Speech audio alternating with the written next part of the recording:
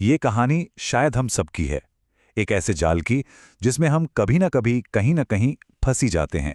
और पता है, ये एक ऐसा जाल है जो हमारी खुशियों को धीरे धीरे बिल्कुल चुपके से खा जाता है।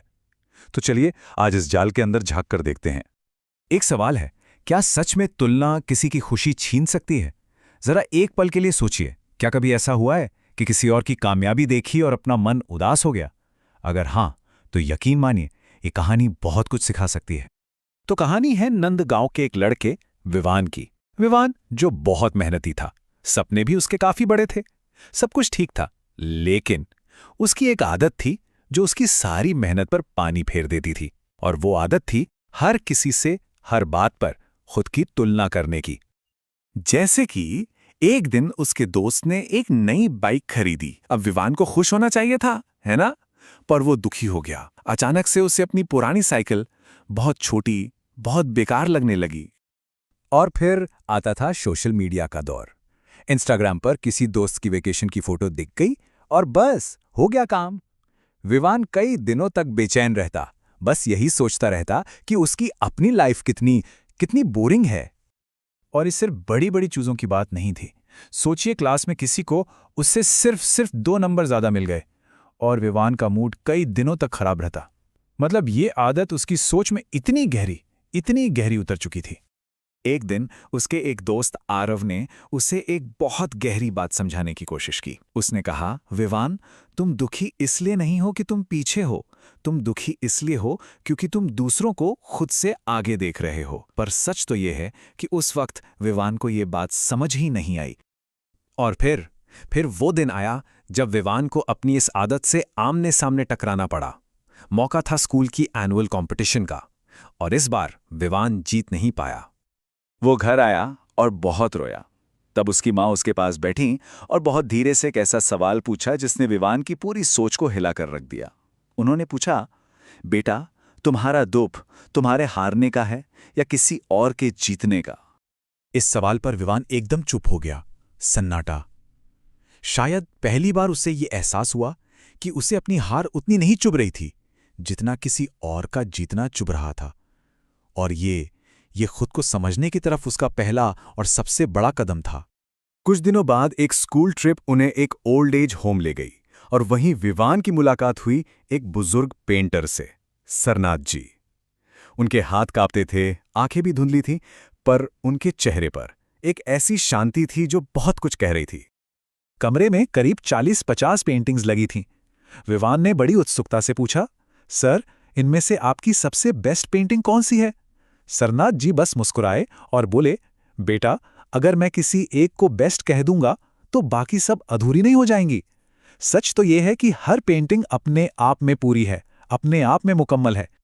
और यहीं पर सरनाथ जी ने विवान को समझाने के लिए जिंदगी के कैनवस का खूबसूरत मेटाफर इस्तेमाल किया। उन्होंने बताया कि कैसे हर इंसान की अपनी जर्नी, उसकी अपनी कहानी अपने आप में बिल्कुल यूनिक होती है, सबसे अलग।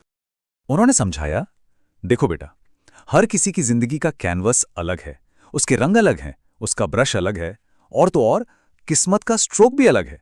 तो फिर सोचो, दो ऐसी अलग अलग पेंटिंग्स की तुलना करना कितना कितना बेमानी है ना? इसके बाद सरनाथ जी ने विवान के सामने जिंदगी का सबसे जरूरी, सबसे बड़ा सवाल रखा, एक ऐसा चॉइस जो उसकी पूरी लाइफ की डायरेक्शन बदल सकता था। उन्होंने पूछा, अब तुम खुद से एक सवाल पूछो, तुम्हें दूसरों जैसा बनना है या तुम्हें खुद का बेस्ट वर्जन बनना है? और विवान ने बिना एक पल भी सोचे जवाब दिया, खुद का। तो बस सरनाथ जी ने वो बात कह दी जो विवान के दिलो दिमाग में हमेशा के लिए बस गई। उन्होंने कहा, तो फिर दूसरों को देखना बंद करो। आज से तुम्हारी तुलना सिर्फ एक ही इंसान से होगी, और वो है तुम्हारा बीता हुआ कल, तुम्हारा कल का तुम। और बस उस दिन के बाद विवान सचमुच बदल गया। उसने सरनाथ जी की उस सलाह को अपनी जिंदगी का मंत्र बना लिया और पूरी लगन से, पूरे फोकस के साथ खुद पर काम करना शुरू कर दिया। उसने घर लौटकर अपनी नोटबुक के पहले पन्ने पर क्या लिखा पता है? मेरा आज मेरे कल से बेहतर। उसने सोशल मीडिया ऐप्स डिलीट कर दिए, क्लास में रैंक की टेंशन छोड़कर अपनी प्रोग्रेस पर ध्यान देना शुरू किया। हर दिन 10 मिनट एक्स्ट्रा पढ़ाई, 5 मिनट एक्स्ट्रा रनिंग और हर दिन एक नया स्किल सीखना, ये बन गए उसके नए लक्ष्य। देखते ही देखते 6 महीने बीत गए। अब स्कूल में साइंस एग्जीबिशन का टाइम आया और ये विवान के इस नए बदलाव का आप कह सकते हैं असली टेस्ट था। और विवान फर्स्ट आया। उसने पहला प्राइज जीता। लेकिन हैरानी की बात यह थी कि जब वो अवार्ड ले रहा था तो उसके चेहरे पर ना कोई घमंड था और ना ही कोई बेचैनी वाली एक्साइटमेंट थी। तो बस एक गहरी, सुकून भरी शांति। क्योंकि वो जानता था, आज उसने दूसरों को नहीं हराया, आज उसने अपने पुराने तुलना करने वाले मैं को हराया था। तो यहां विवान की कहानी तो खत्म होती है, लेकिन शायद असली सीख तो यहीं से शुरू होती है। वो बातें जो हम सब अपने अपनी जिंदगी में अपना सकते हैं। तो चलिए एक नजर डालते हैं इस कहानी के सार पर। उसी शाम विवान अपना अवार्ड लेकर सरनाथ जी से मिला। सरनाथ जी ने मुस्कुराकर पूछा, तो इस बार किससे की तुलना? विवान ने जवाब दिया, किसी से नहीं, बस आज का विवान कल वाले विवान से बेहतर था। तो इस कहानी से जो बातें सीखने को मिलती हैं वो बिल्कुल साफ हैं। पहली, कि हर किसी की जिंदगी की रफ्तार अलग होती है। दूसरी, जो हमें दिखता है वो कभी पूरी कहानी नहीं होती। और सबसे जरूरी, असली सफलता दूसरों से आगे निकलने में नहीं, बल्कि हर दिन खुद को सिर्फ 1% बेहतर बनाने में है। तो बस दूसरों से तुलना करना बंद और अपनी प्रोग्रेस पर काम करना शुरू। तो आखिर में बस एक ही सवाल है कि कोई भी अपनी जिंदगी के इस कैनवास पर आज कौन सा रंग भरने वाला है? दूसरों की पेंटिंग कैसी है ये देखने के बजाय क्यों ना अपनी ही इस मास्टरपीस को पूरा करने पर ध्यान दिया जाए।